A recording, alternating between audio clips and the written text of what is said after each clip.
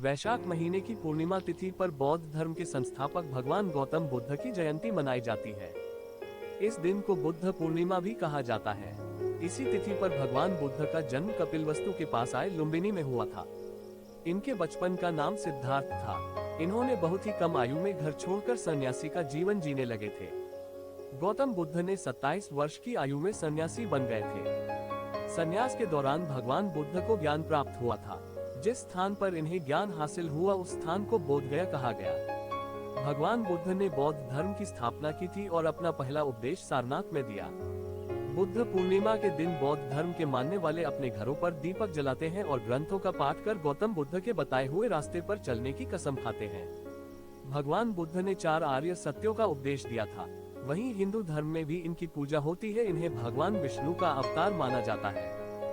गौतम बुद्ध के कुछ विचार। क्रोध के बारे में। क्रोध मनुष्य का सबसे बड़ा दुश्मन होता है। हमेशा क्रोध में रहना गर्म कोयले को किसी दूसरे पर फेंकने के लिए पकड़े रहने के समान होता है। इसमें हमारा हाथ भी जलता है। ईर्ष्या के बारे में। किसी के प्रति नफरत और ईर्ष्या रखने से जीवन में कोई भी खुशी नहीं प्राप्त की जा सकती।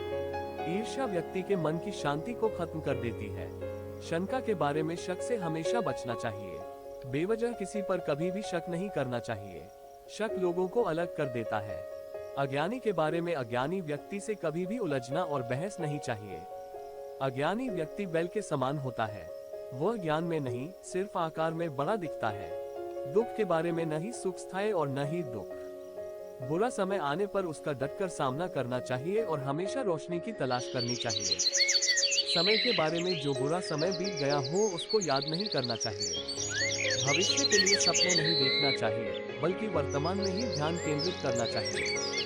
साधना के बारे में। जीवन भर बिना ध्यान के साधना करने की अपेक्षा जीवन में एक दिन समझदारी से जीना कहीं अच्छा है। सेहत के बारे में। व्यक्ति अपने अच्छे और बुरे स्वास्थ्य का जिम्मेदार स्वयं होता है। इसीलिए खान पान और दिनचर्या का ध्यान रखना चाहिए। आध्यात्मिक जीवन के बारे में। जैसे मोमबत्ती बिना आग के नहीं जल सकती वैसे ही मनुष्य भी आध्यात्मिक जीवन के बिना नहीं जी सकता। सत्य के बारे में। 3 चीजें ज्यादा देर तक नहीं छुप सकती। सूर्य, चंद्रमा और सत्य।